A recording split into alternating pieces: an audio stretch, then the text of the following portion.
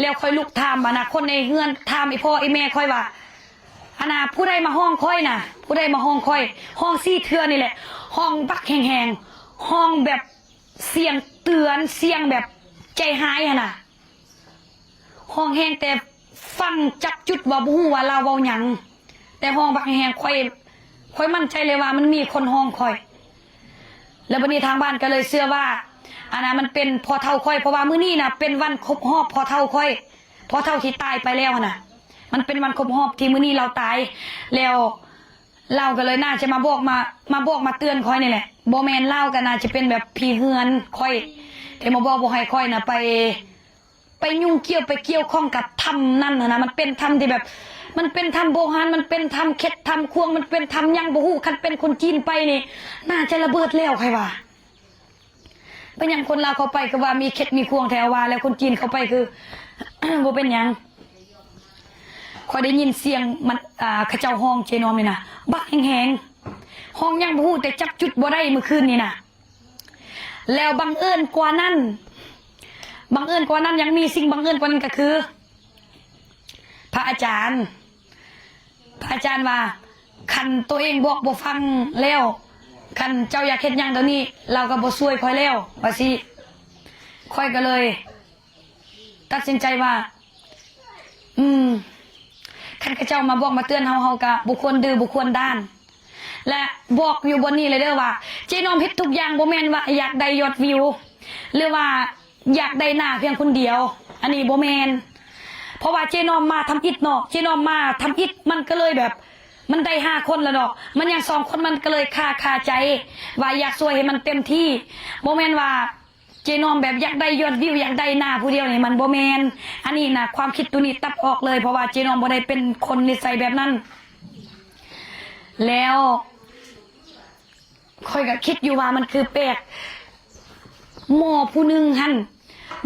ที่ตกลงสิไปนำค่อยนี่นะตกลงสิไปตกลงสิไปมื้อนี้แล้วอยู่ๆแม่เราก็ตายแล้วบัดนี้จะเปลี่ยนพ่อหมอไหมว่า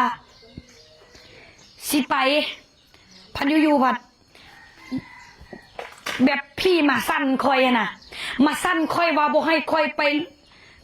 ปเอาหมอพี่ไปปะทะเข้าไป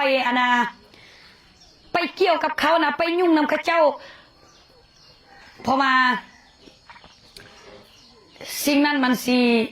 อาฆาตกับค่อยว่าสิเพราะว่าค่อยเป็นคนกลางเพราะว่าค่อยเป็นผู้จ่ายเงินให้พอหมอและค่อยเป็นผู้แบบนำพาสินะมันเป็นแบบนั้นแหละมันบ่ได้เกี่ยวกับพรรครัฐเกี่ยวกับผู้ใดว่าผู้ใหญ่บ่ให้เฮ็ดมันเกี่ยวกับเจนอมเองที่เซฟตัวเองไว้ว่าบางอย่างเจนอมก็บ่ควรแบกหลายเกินไปเรารู้สึกว่าเจนอมก็ช่วยหนักหลายเติบแล้วก็บ่อยากให้ทีมงานไปเสี่ยงแล้วก็บ่อยากให้ตัวเองไปเสี่ยงแล้วก็บ่อยากให้มันมีผลกระทบหลายอย่าง